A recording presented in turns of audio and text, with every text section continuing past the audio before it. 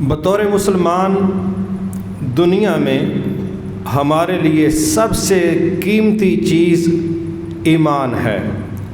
اس سے بڑھ کے کوئی چیز قیمتی نہیں ہے۔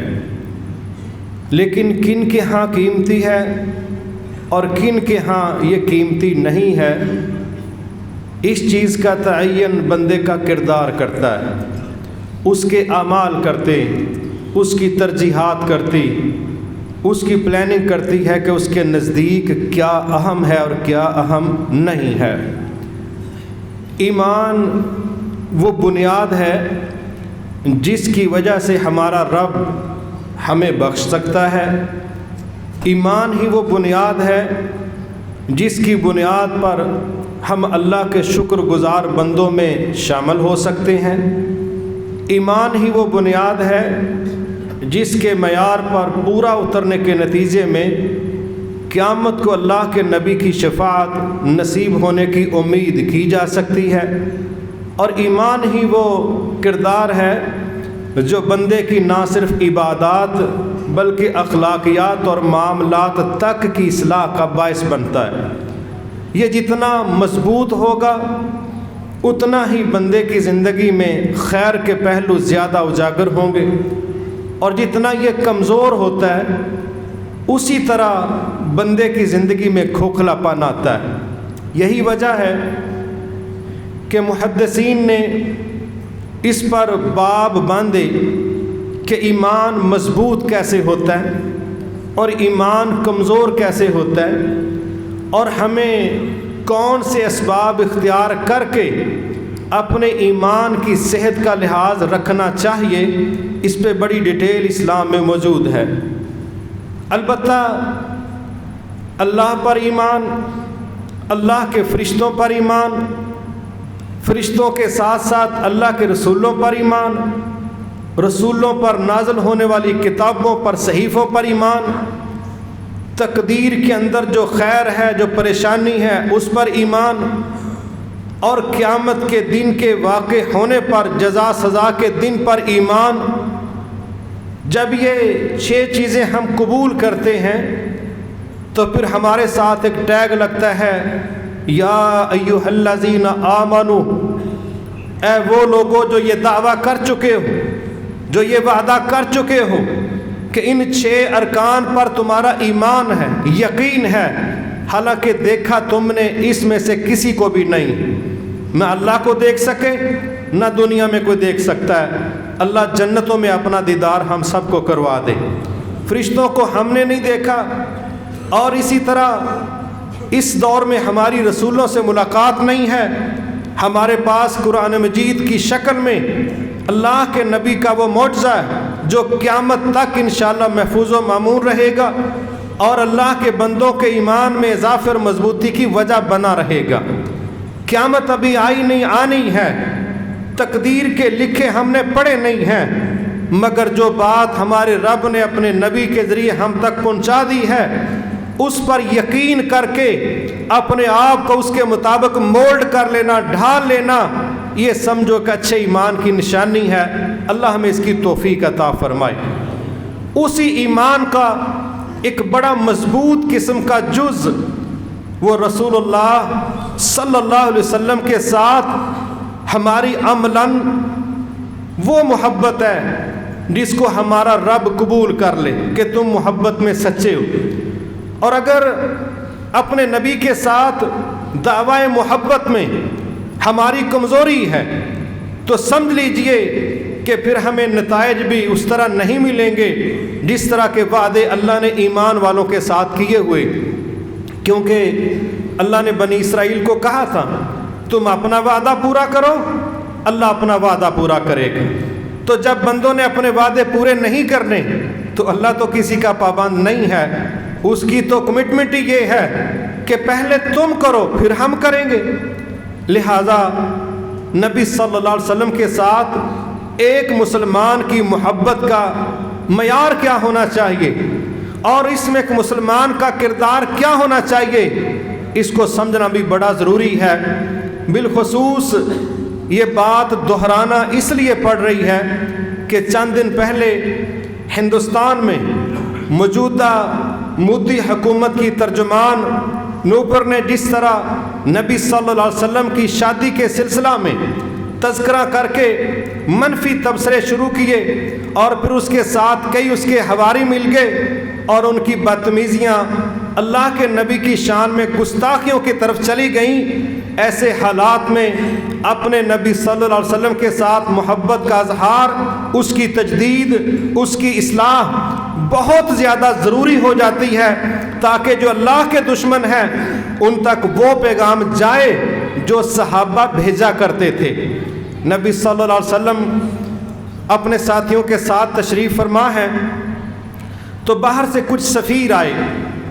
ان سفیروں نے ایک منظر دیکھا کہ آپ وضو کرتے ہیں تو صحابہ آپ کے وضو کے پانی کو زمین پر گرنے نہیں دے رہے، اور وہ استعمال شدہ پانی لینے کے لیے جس طرح صحابہ جد و جہد کرتے تھے، تو یہ منظر سارا سفیروں نے دیکھا اور بھی کچھ دیر انہوں نے ماحول کو وزٹ کیا تو واپس جا کے انہوں نے اپنے بادشاہ کو کہا اس قوم سے پنگا نہ لینا، یہ لوگ اپنے نبی کے ساتھ، اپنے لیڈر کے ساتھ اس طرح کا پیار کرتے ہیں، واللہ آج سے پہلے ہم نے کسی قوم کو اپنے لیڈر کے ساتھ اس طرح کا پیار کرتے ہوئے ہم نے نہیں دیکھا۔ حالات ہم نے کیا دیکھے کہ اگر وہ تھوکنا چاہتے ہیں تو ان کی ٹیم تھوک کو زمین پر گرنے نہیں دے رہی، اور کوشش ہے کہ ہم اچک لیں۔ اگر پانی استعمال شدہ نیچے گرنے کا خدشہ ہے تو ان کے ساتھی استعمال شدہ پانی زمین پر گرنے نہیں دے رہے، وہ وصول کر کے اپنے جسم پر مل رہے ہیں۔ جس بندے کا استعمال شدہ پانی کا قطرہ وہ زمین پر گرنے نہیں دے رہے، کیا یہ ساتھی اپنے نبی کے خون کا قطرہ زمین پر گرنا برداشت کریں گے؟ ہم نے جو منظر دیکھا تم پنگا نہ لے لینا، بات تمہارے کنٹرول سے باہر نکل جائے گی۔ حالانکہ صحابہ نے یہاں ایک محبت کا نمونہ پیش کیا جو سفیروں نے وزٹ کیا، لیکن اس کا نتیجہ جنگ کے ماہرین کیا لے رہے ہیں کہ جو اپنے نبی کے پانی کے قطرے زمین پر گرنے نہیں دے رہے، وہ اپنے نبی کے خون کا قطرہ بھی زمین پر گرنے نہیں دیں گے۔ یہ رویہ محبتوں کا، نبی سے قربتوں کا، محبتوں میں شدتوں کا جب صحابہ نے پیش کیا تو اللہ تعالیٰ نے کافروں کے دلوں میں وہ رعب داخل کر دیا جو شاید خالی نعروں کے ساتھ ہم داخل نہیں کر سکتے۔ یہ صحابہ کا اسوہ تھا جس کی تعریف دشمنوں نے بھی کی اور جس کو رسول اللہ صلی اللہ علیہ وسلم نے دعائیں دے دے کے سرٹیفائی کیا کہ ان کا کردار میرے ساتھ بہت اچھا ہے۔ آپ رات کے وقت اکیلے کھڑے ہیں، ابھی سوچ رہے ہیں کاش اس وقت کوئی میرا پہرا دے، سوچ رہے ہیں تو ادھر سے آپ کو اچانک آواز آئی جیسے ہتھیاروں کے آپس میں ٹکرانے کی آواز آتی، تو آپ نے توجہ کر کے پوچھا کہ کون؟ تو ایک صحابی اپنے ہتھیاروں کو سیٹ ویٹ کرتے آپ ہی کی طرف آ رہے تھے۔ آپ نے کہا کدھر آ رہے ہو؟ کہتے ہیں بس میرا دل کر رہا تھا کہ آج میں آپ کا پہرا دوں، آج میں آپ کی سیکیورٹی کروں۔ یہ جو ایک پیج پر قیادت اور کارکنان ہیں، یہ جو ذہنی ہم آہنگی ہے، وہاں سوچا جا رہا ہے کہ کاش کوئی پہرا دے، اور پہرے دینے والے پہنچ بھی گئے ہیں۔ یہ ایک ایسا ذہنی لنک تھا آپس میں، ایک مستقبل کے حوالے سے ایسی ہم آہنگی تھی، واللہ صحابہ نے اس کو اس طرح پیش کیا، ادھر دل دماغ میں خیال آتا ہے، ادھر لوگ عمل کر کے دکھا دیتے ہیں۔ یہ رویے صحابہ نے پیش کیے۔ اسی طرح نبی صلی اللہ علیہ وسلم ایک جنگ میں کھڑے ہیں اور طلحہ رضی اللہ تعالیٰ عنہ وہ آپ کا دفاع کر رہے ہیں اور کیا کہہ رہے ہیں؟ اے اللہ کے نبی صلی اللہ علیہ وسلم، آپ اوپر ہو کے نہ دیکھیں، آپ ذرا نیچے رہیں، چہرہ مبارک میرے پیچھے رکھ لیں تاکہ جو بھی تیر آئے وہ مجھے لگے، وہ آپ کو نہ لگے۔ یہ رویے انہوں نے پیش کیے، دنیا میں جانیں تو انہوں نے دے دیں، اللہ کی جنتوں کے مالک بھی انشاءاللہ بن گئے، اور وقت بھی گزر گیا اور قیامت تک کے لیے مسلمانوں کے لیے رول ماڈل بھی بن گئے۔ لیکن بزدلیاں، راہ فرار اختیار کرنا، یہ شاید بندوں کو عزت والے کردار کے ساتھ تاریخ میں محفوظ ہونے نہیں دیتے۔ بہت زیادہ ضروری ہے اس چیز کو سمجھنا، اسی لیے اللہ نے فرمایا فَإِنْ آمَنُوا بِمِثْلِ مَا آمَنْتُمْ بِهِ فَقَدِ اهْتَدَوْا۔ اے مستقبل کے مسلمانوں، اگر تم ایسے ایمان لاؤ جیسے یہ صحابہ ایمان لائے تو پھر ہم مانیں گے کہ تم بھی ہدایت یافتہ ہو۔ صحابہ کو معیار قرار دے دیا۔ میرے محترم بھائیوں، اسی بنیاد پر اللہ کے نبی کے ساتھ محبت، اس میں وقت لگے، اس میں خون بہہ جائے، اس میں جان لگ جائے، اس میں مال کا خرچ آ جائے، اس میں ہجرتیں کرنی پڑے، جو کچھ بھی قربان کرنا پڑے، صحابہ نے یہ سارا کچھ کر کے دنیا کو بتا دیا کہ اپنے نبی سے دعوی محبت میں ہم صرف زبان سے بات نہیں کرتے، ہم جسموں کو، جانوں کو قربان کر کے دنیا کو ایک کردار دے چکے۔ یہی کردار قیامت تک کامیاب ہونے والے مسلمانوں کی ذمہ داری ہے کہ وہ اپنے نبی کی حرمت کے ساتھ وابستہ رکھیں کہ جس طرح ان کا یہ عقیدہ اور عمل تھا، ایسے ہی مسلمانوں کا بھی یہی عقیدہ اور عمل ہونا چاہیے کہ ہمیں اپنے نبی سے زیادہ کوئی دوسرا وجود عزیز نہیں ہے۔ آپ اندازہ کریں، عمر فاروق رضی اللہ تعالیٰ عنہ، آپ فرماتے ہیں یہ وہ شخص ہے جس راستے سے گزر رہا ہو، اگر سامنے سے شیطان آ جائے تو شیطان اپنا راستہ بدل لیتا ہے۔ کیوں بدل لیتا ہے؟ وہ سمجھتا ہے کہ یہاں ذلیل ہی ہونا، اس بندے نے میری بات تو ماننی کوئی نہیں۔ وہ ایک دن نبی صلی اللہ علیہ وسلم کا ہاتھ مبارک پکڑ کے ساتھ ساتھ چل رہے ہیں، تو باتیں ہو رہی ہیں۔ حضرت عمر کہتے ہیں، اے اللہ کے نبی صلی اللہ علیہ وسلم، آپ مجھے ہر چیز سے زیادہ عزیز ہیں مگر اپنی جان سے زیادہ عزیز نہیں ہیں۔ آپ نے کہا عمر پھر تو معاملہ مکمل ہی نہیں، پھر تو بات ٹھیک نہیں۔ کہنے لگے کیا مطلب؟ آپ نے فرمایا اس ذات کی قسم جس کے قبضے میں میری جان ہے، جب تک کوئی شخص مجھے اپنی جان سے بھی زیادہ عزیز نہیں سمجھتا اس کا ایمان کا معاملہ مکمل نہیں ہوتا۔ عمر فاروق رضی اللہ تعالیٰ نے یہ نہیں کہا چلو میں سوچتا ہوں، چلو میں مشورہ کرتا ہوں، وہیں کھڑے کھڑے کہنے لگے اے اللہ کے رسول صلی اللہ علیہ وسلم، اسی وقت سے میرا نظریہ یہ ہے کہ اللہ کی قسم آپ مجھے اپنی جان سے بھی زیادہ عزیز ہیں۔ آپ نے فرمایا الآن عمر، اب کام ٹھیک ہوا ہے نا عمر، پہلے معاملہ ٹھیک نہیں تھا۔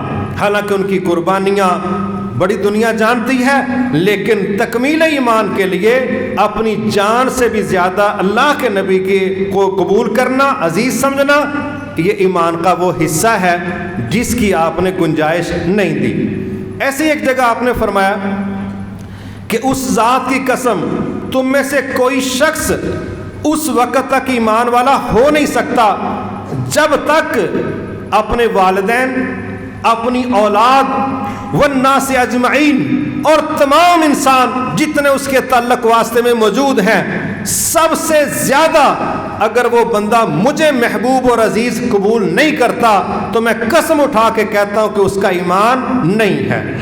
اب یہ وہ عقیدہ ہے جو مسلمانوں کا ہونا چاہیے کہ ہمیں اپنے نبی سے بڑھ کے دنیا کا کوئی رشتہ اور کوئی چیز محبوب نہیں ہے۔ یہاں پر ایک اور چیز بھی سمجھ لینی چاہیے، وہ بھی بڑے صاف لفظوں میں اللہ تعالیٰ نے بیان کی، اور یہ عقیدہ ہے۔ اس لیے جب لفظ بولا جاتا ہے نا عقیدہ، منہج، نظریہ، نہج، راستہ، روڈ میپ، اس کو سمجھنا پھر اس پر چلنا یہ بڑا ضروری، تو یہ عقیدے کا حصہ ہے۔ اللہ تعالیٰ فرما رہے ہیں قل، اے نبی صلی اللہ علیہ وسلم آپ اس مسئلہ کو پڑھائیں، سمجھائیں، کیا ہے جی عقیدہ کیا ہے؟ ان کان آباؤکم و ابناؤکم و اخوانکم و ازواجکم و عشیرتکم و اموال اقترفتموها و تجارت تخشون کسادها و مساکن ترضونها احب الیکم من اللہ ورسولہ و جہاد فی سبیلہ فتربصوا حتی یأتی اللہ بامرہ واللہ لا یہدی القوم الفاسقین۔ اے نبی صلی اللہ علیہ وسلم آپ بتائیں، اگر کسی شخص کو اللہ، رسول اللہ، جہاد فی سبیل اللہ، ان تینوں کے مقابلے میں اپنے والدین، اپنی بیویاں، اپنے بیٹے، اپنے رشتہ دار، اپنا مکان، اپنا کاروبار، اپنا بینک بیلنس یہ زیادہ عزیز ہے، تو اللہ فرماتے ہیں ان کو بتاؤ کہ یہ انتظار کریں حتیٰ کہ اللہ کا عذاب آ جائے، کیونکہ اللہ فاسقوں کو ہدایت نہیں دیتا۔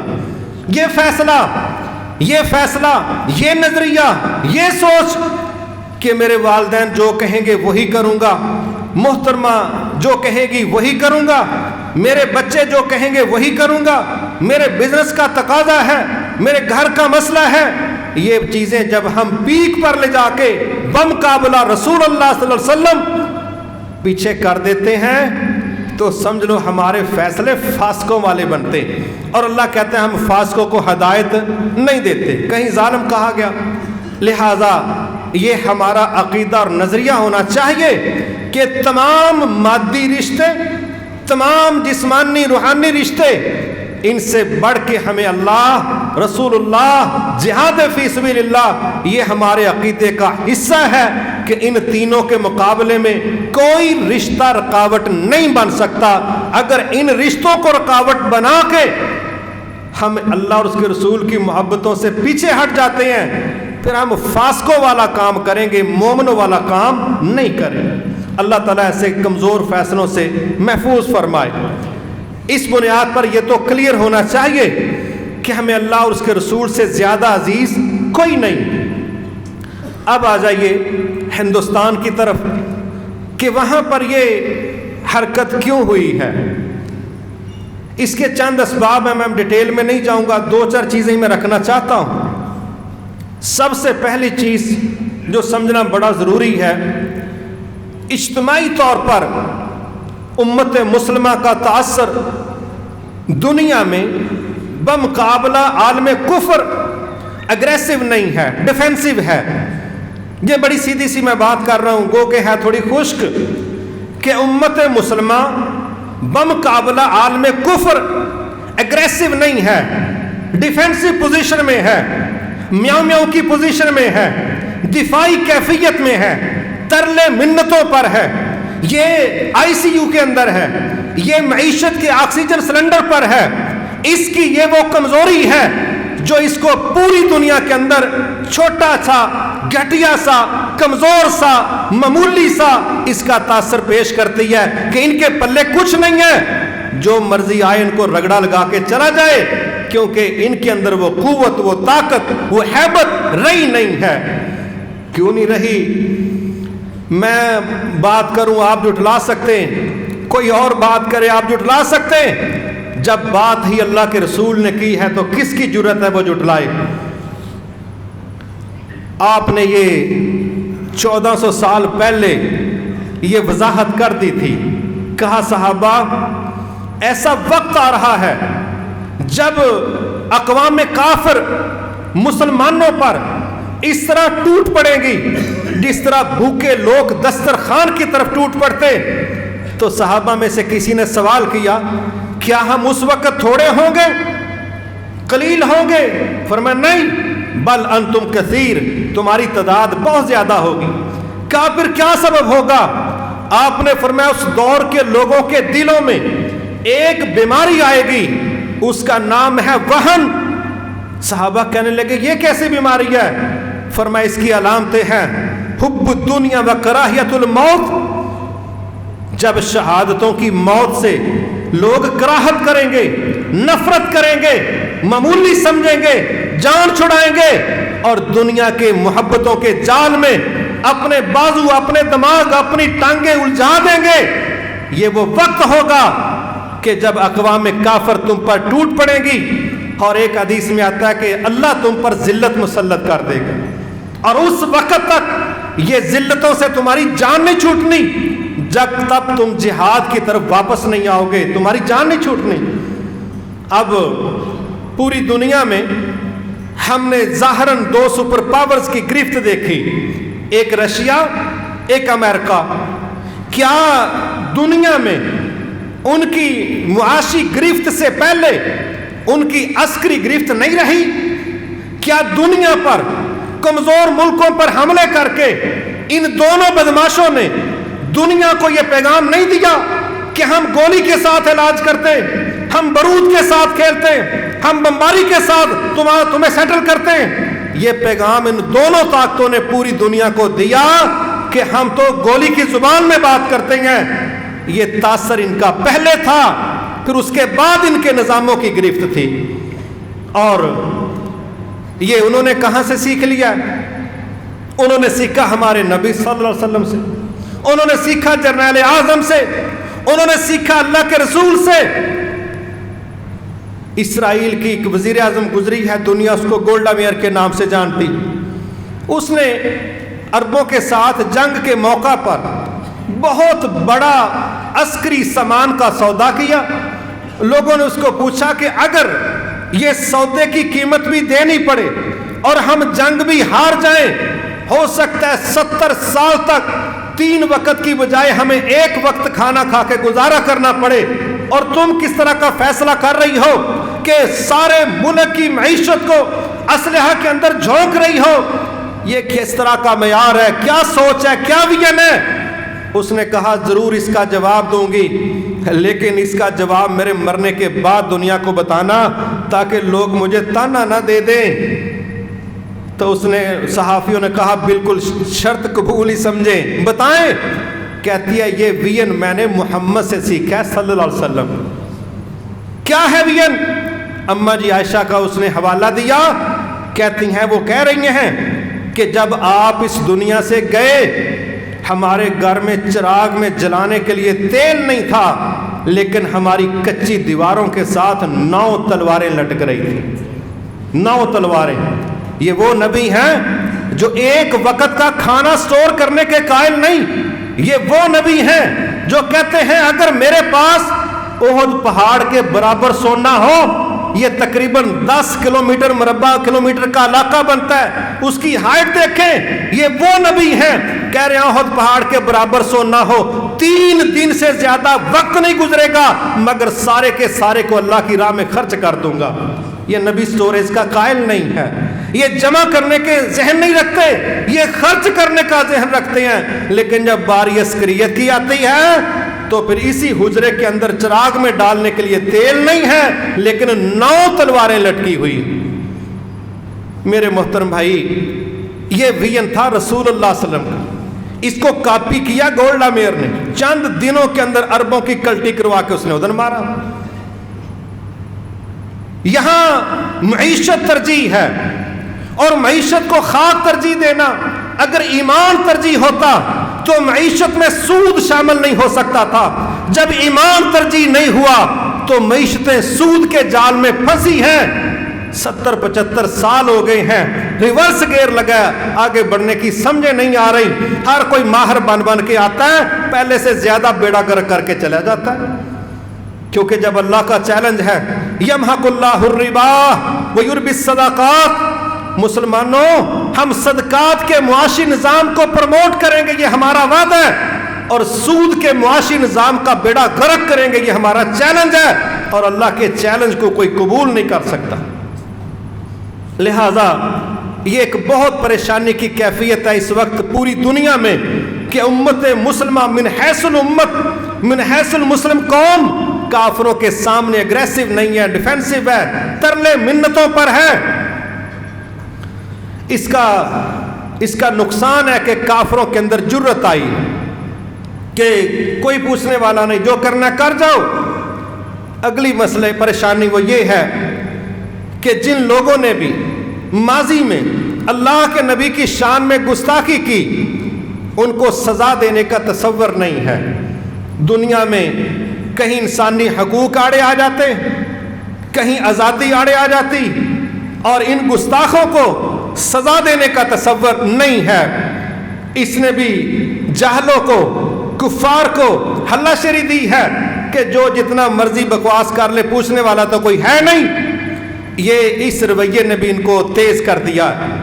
ابھی میں کل اس عورت کا انٹرویو سن رہا تھا تو کہتی ہے کہ میں وزیر داخلہ کے ساتھ مسلسل رابطے میں ہوں، میری سینئر قیادت میرے ساتھ کھڑی ہے، میرا وزیر اعظم میرے ساتھ کھڑا ہے، تو میں بالکل پرسکون ہوں، مجھے کسی کی پرواہ نہیں ہے۔ سبحان اللہ۔ اور جب دنیا سے رد عمل آیا، اللہ جزائے خیر عطا فرمائے، عربوں نے ایک بڑا خوبصورت رد عمل دیا جو پہلی دفعہ تھا، اس سے پہلے نہیں تھا۔ عربوں نے معاشی طور پر اس ہندو بنیے کی منڈی کو گرانے کے لیے 2 ٹوک ان کی مصنوعات کا بائیکاٹ کر دیا اور کراس لگا دیا، لعنتیں بھیج کے فوٹو سیشن کر کے ان کے پاس بھیج دیا۔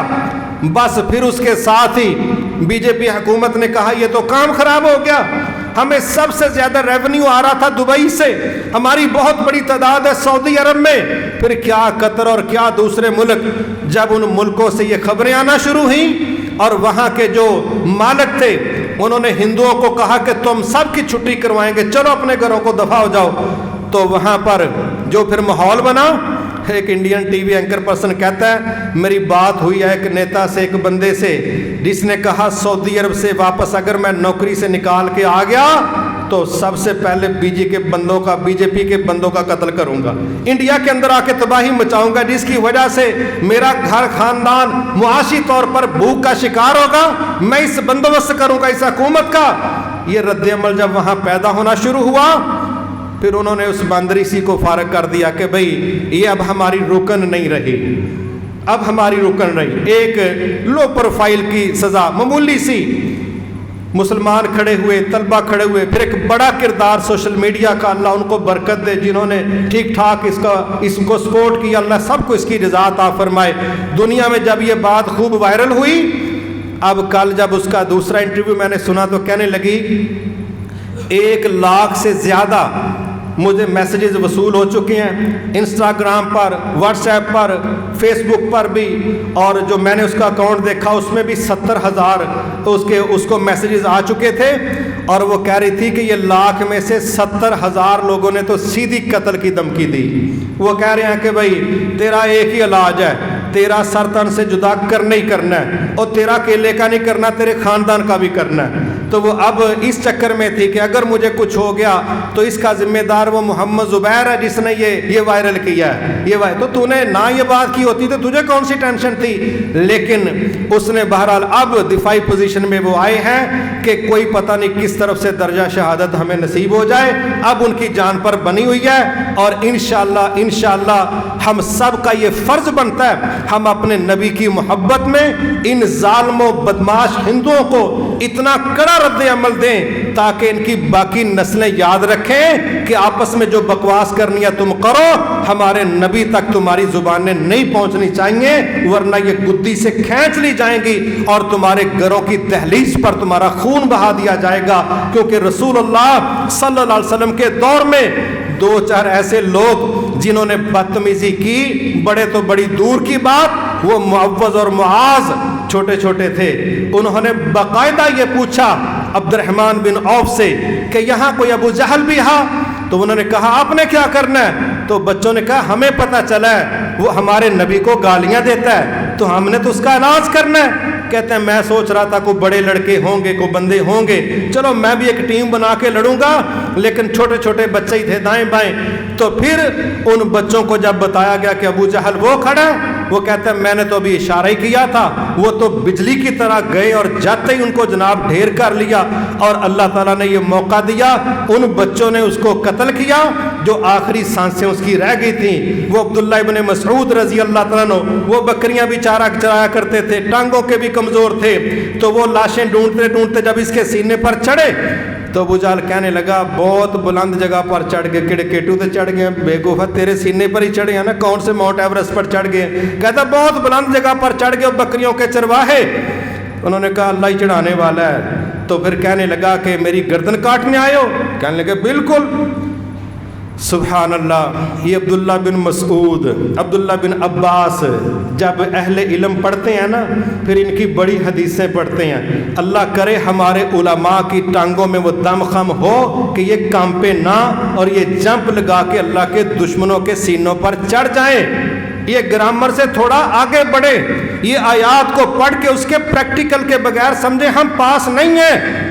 پھر عبداللہ ابن مسعود رضی اللہ عنہ کے ہاتھوں سے اللہ تعالیٰ نے اس امت کا جو فرعون تھا ابو جہل، اس کی گردن تن سے جدا کروائی اور ان بچوں کے ذریعے اس کو قتل تک پہنچایا۔ پھر جب اللہ استعمال کرنے پر آتا ہے کمزوروں سے وہ کام لے لیتا ہے جو بڑے سوچ بھی نہیں سکتے، لیکن اس کے پیچھے وہ معوذ معاذ والا اخلاص والدین کی تربیت، گھروں کا ماحول، وہ جہادی تصور، وہ نبی سے گہری محبت، وہ عقیدہ و منہج، اس کا سمجھنا بڑا ضروری ہے، ورنہ ہمارے بچوں سے گیم میں جس کو مرضی مروا لیں، اور جب اللہ کے دشمنوں کی بات کریں نہ باپ مارنے کے لیے تیار ہے نہ اولاد مارنے کے لیے تیار ہے، اسکرین پر جتنے مرضی فوجی مروا دو، لیکن سکرینوں پر مسئلے حل نہیں ہوتے۔ اس بنیاد پر صحابہ نے تو پھر ان کا علاج کیا۔ ایک بندہ ابو رافع، ایک بندہ کعب بن اشرف ہے، یہ بھی اللہ کے نبی کو تکلیف دیتے، اذیت دیتے، تو صحابہ میں ٹیمیں طے پائیں۔ ایک گروپ کے اندر محمد بن مسلمہ اور ابو نائلہ اور ایک اور صحابی، یہ 3-4 جمع ہوئے۔ ایک کے اندر عبداللہ بن عتیق اور ایک اور صحابی جمع ہوئے۔ تو ماشاءاللہ دونوں ٹیموں نے اپنے ٹارگٹ پورے اچیو کیے اور ان کی گردنیں کاٹ کے اللہ کے نبی کے قدموں میں لا کے رکھ دی۔ میرے محترم بھائیوں، صحابہ نے تو اس طرح کردار ادا کیا، اور پھر اللہ کے نبی نے جو ان کو دعائیں دی وہ کوئی سوچ بھی نہیں سکتا۔ جتنی بڑی ان کی ہمت اور قربانی تھی، اتنا ہی اللہ تعالیٰ نے ان کو دنیا میں عزتوں سے نوازا ہے۔ لہٰذا کفار کی طرف سے سزاؤں کو نافذ نہ کرنے کا رویہ، مسلمانوں کی طرف سے ایسا ماحول پیدا نہ کرنا کہ جنہوں نے گستاخی کیا ان کو سزا مل جائے، یہ وہ کمزوریاں ہیں جس کی وجہ سے کافروں کو حوصلے ملتے ہیں کہ کوئی نہیں، جو مرضی بھونک لے، یہاں کون سا کوئی پوچھنے والا ہے۔ یہ ایک بڑی وجہ بن گئی۔ ایک اور پریشانی ہے، اس کو بھی ہمیں سمجھنا چاہیے کہ ہم ہندوستان کو کافی سالوں سے جو ایک سچے پکے مسلمان ہونے کے ناطے اور ایک زبردست پاکستانی ہونے کے ناطے ہمارا جو رویہ ان کے ساتھ ہونا چاہیے تھا وہ نہیں ہے، بلکہ ہمارے حکمرانوں میں بڑے بڑے شرمناک رویے ہیں جو اینٹی انڈیا نہیں ہے، اینٹی پاکستان ہے۔ جب یہاں کے غدار اور یہاں کے اقتدار پرست اور ذاتی مفاد پرست طبقات وہ اپنے ملک کو فروخت کرنے کے لیے ہندوستان کے قدموں کے اندر جا کے بیٹھیں گے تو پھر ہندوؤں کو ہلہ شری نہیں ملے گی، ان کو حوصلہ نہیں ملے گا۔ ہونا تو یہ چاہیے تھا کہ ہم ہندوستان کو ڈیفینسو پوزیشن میں رکھتے، ہم دبا کے رکھتے، ہم انگیج کر کے رکھتے، لیکن جب سے ہم نے اس کو کھلا چھوڑا اس کی زبانیں بھی کھل گئی ہیں، ان کو پٹا ڈالنے والا ہی کوئی نہیں، کیونکہ جو ہماری ذمہ داریاں بنتی تھیں ہم نے اجتماعی طور پر اس سے انحراف کیا۔ میں اس کی مثال دیتا ہوں۔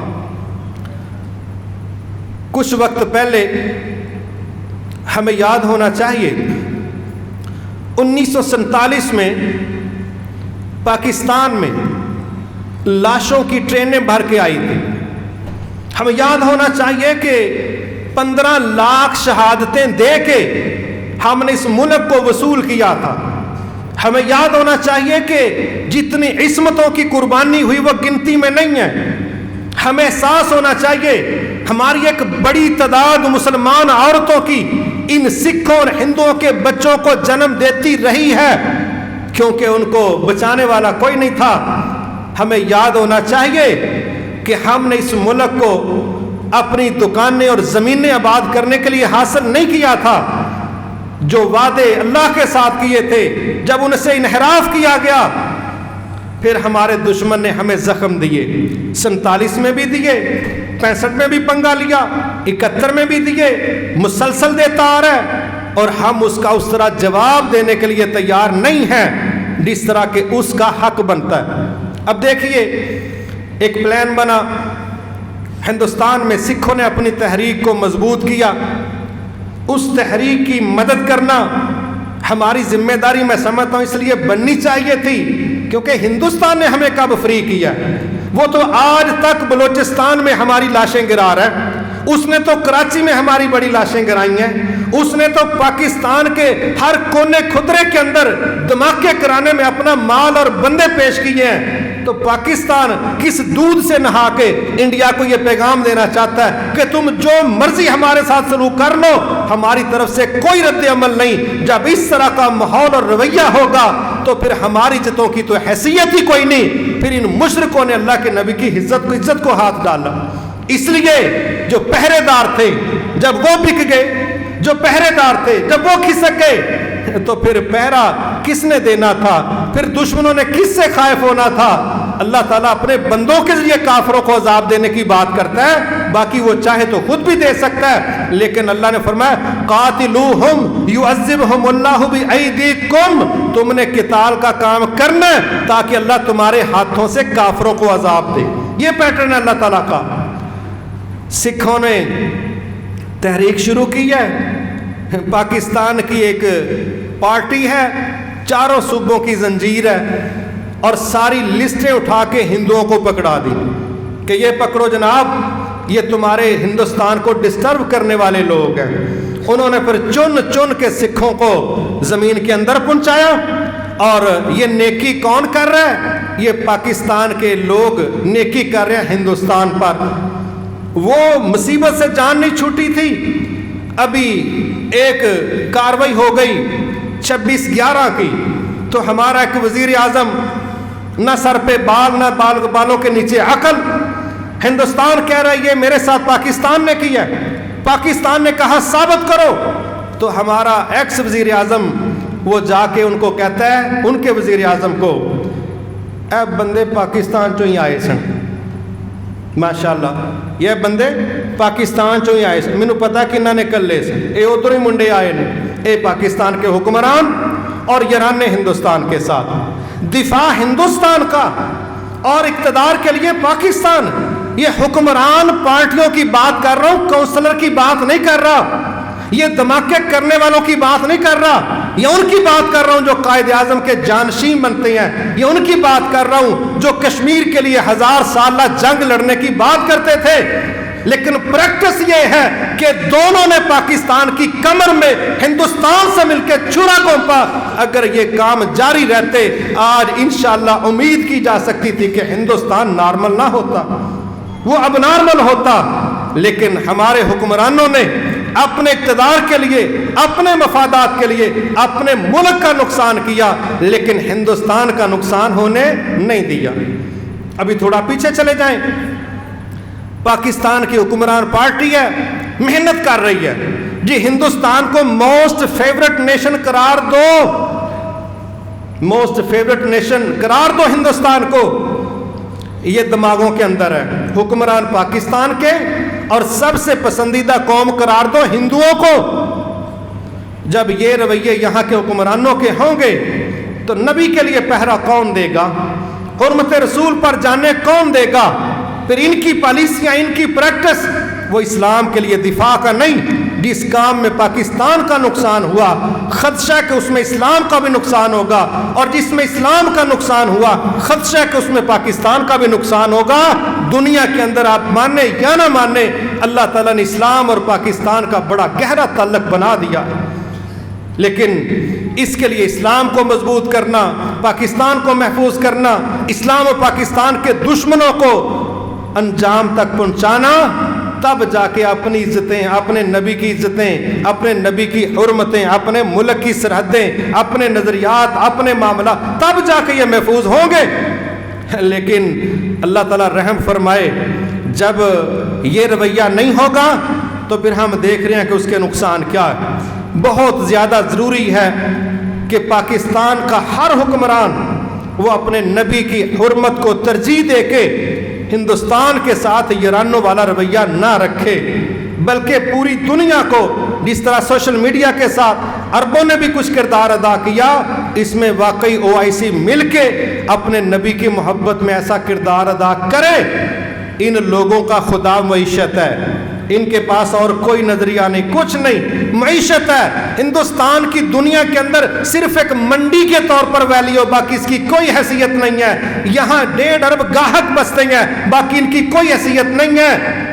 اگر ان کو معاشی طور پر بھی بلیک میل کیا جائے تو یہ بڑا کچھ ماننے کے لیے تیار ہے۔ اب ان کا سارا میڈیا اپنی حکمران جماعت کی اس عورت کے خلاف کیوں ہو گیا؟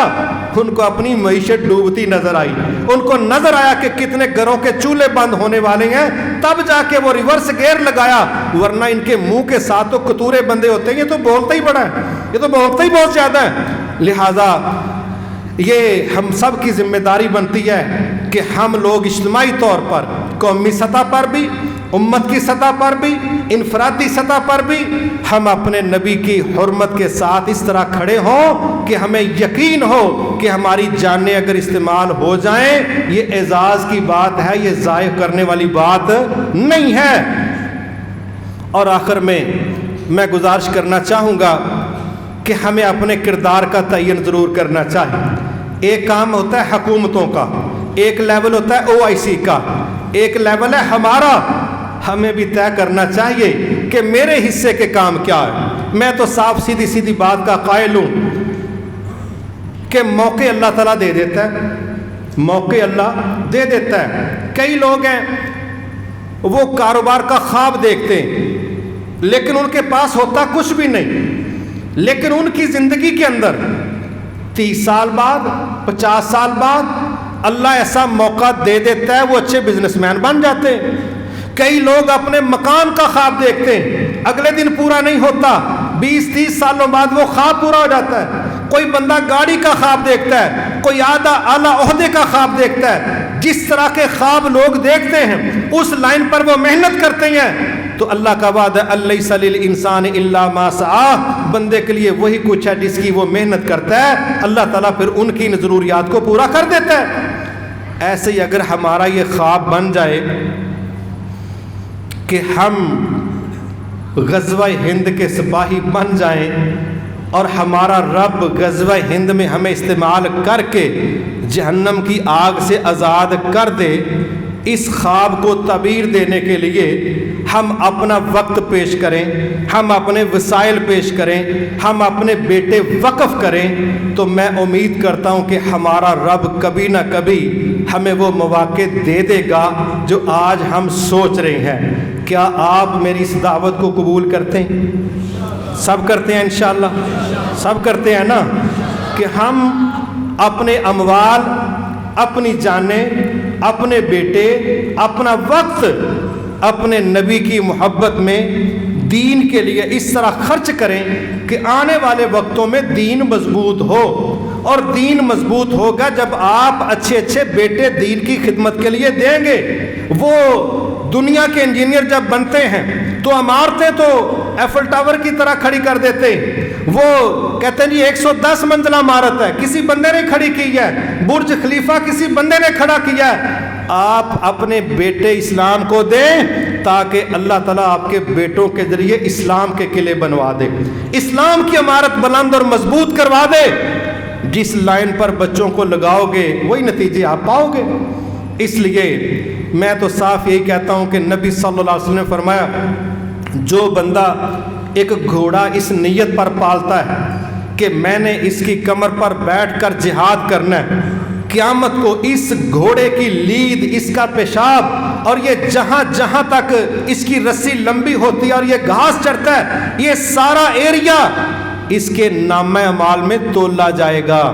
اگر کوئی گھوڑے کو پالے اسلام کے لیے جدوجہد کرنے کے لیے تو اللہ یہ ویلیو دے گا، اور اگر کوئی بیٹے کو اس نیت پر پالے کہ میں نے انشاءاللہ اپنے نبی کی حرمت پر قربان ہونے کے لیے، اللہ اور اس کے نبی کے دشمنوں کا سر تن سے جدا کرنے کے لیے، اسلام کے راستے میں آنے والی رکاوٹوں کو بلڈوز کرنے کے لیے یہ میرا بیٹا پیش ہوگا، میں اس کو اس نیت پر پال رہا ہوں، اس نیت پر ٹرینڈ کر رہا ہوں، اس نیت پر اس کی خوراک کا صحت کا خیال رکھ رہا ہوں، اللہ کی قسم اللہ آپ کو کئی گنا زیادہ اجر عطا فرمائے گا۔ پالنے تو ویسے بھی ہیں لیکن جب نیتیں یہ ہوں گی 24 گھنٹے جہاد آپ کے ڈی این اے میں شامل ہوگا، ہر لقمے میں شامل ہوگا، کفر دشمنی ایمان کا حصہ ہے، نبی سے محبت، نبی کے دشمنوں سے نفرت ایمان کا حصہ ہے۔ ایک ایک لقمے کے اندر جب یہ دشمنوں سے نفرت، نبی سے محبت مکس ہو کے آپ کے خون کا حصہ بنے گی، آنے والے وقتوں میں اللہ آپ کے بچوں کو وہ موقع ضرور دے گا کہ ان کے ایک ایک بال کی جڑ کے نیچے سے نبی سے محبت اور کفر سے دشمنی انشاءاللہ اچھل اچھل کے باہر نکلے گی، اور یہی کل کو اس نیت پر ان کی گئی پرورش ان کے بازوؤں میں بجلیاں بھر دے گی اور ان کے دماغوں کے اندر وہ پھرتیاں پیدا کرے گی۔ اللہ کی توفیق سے یہ وہ کارکردگیاں دکھائیں گے، کیا کافروں کی ٹیکنالوجی، کیا ان کی شرارتیں، کیا ان کی سازشیں۔ اللہ پھر جب اپنے بندوں سے کام لیتا ہے وَلَا يَنْفَذَ الْجَدِّ مِنْكَ الْجَدِّ، ہم اللہ کے سپاہی بن جائیں، ہمارے مقابلے میں انشاءاللہ کوئی فوج کارگر ثابت نہیں ہو سکتی۔ یہ ہمارا عزم ہونا چاہیے۔ اس پر صاف سیدھی بات ہے، آپ اپنے بچوں کو اللہ کے دین کے لیے وقف کریں۔ میں جانتا ہوں ظاہری طور پر یہ دین کی تعلیم، یہ اداروں کی تعلیم، یہ مدرسوں کی تعلیم یہ تھوڑا عجیب لگتی ہے، لیکن ماننا پڑے گا ایک بہترین مسلمان ہونے کے لیے علم کے بغیر کچی بنیادیں، کھوکھلی بنیادیں ہیں۔ ہمارے بچے جب دین پڑھیں گے، دین سیکھیں گے، ہماری بچیاں جب دین کے ساتھ وابستگی اختیار کریں گی، ان کی ترجیحات انشاءاللہ صحابیات ہوں گی، صحابی ہوں گے، ان کا رخ پلٹ جائے گا اور ان کی منزلیں اللہ کی جنتیں بن جائیں گی۔ رسول اللہ صلی اللہ علیہ وسلم نے جو صدقہ جاریہ کے شاندار چینلز بتائے ہیں، ان میں سے ایک اولاد ہے، ایک اولاد ہے۔ تو آؤ اپنے اولاد کو ان جہادی گھوڑوں کی طرح پالو کہ جو آنے والے وقتوں میں کفر کے لیے بربادی کا پیغام بن جائیں اور پاکستان اور اسلام کے دفاع کے لیے وہ فصیل بن جائیں جس کو کوئی کراس نہ کر سکے۔ اور آپ فخر کریں کہ جس بچے کو ہم نے جنم دیا تھا اور جس نہج پر اس کی تربیت کی تھی، دنیا سے جانا ہر کسی نے ہے، لیکن میرا بیٹا اس حرمت پر قربان ہوا ہے جس کی ویلیو میں بہت زیادہ اضافہ ہو جائے گا جو لفظوں میں ہم بیان نہیں کر سکتے۔ وما توفیقی الا باللہ العلی العظیم۔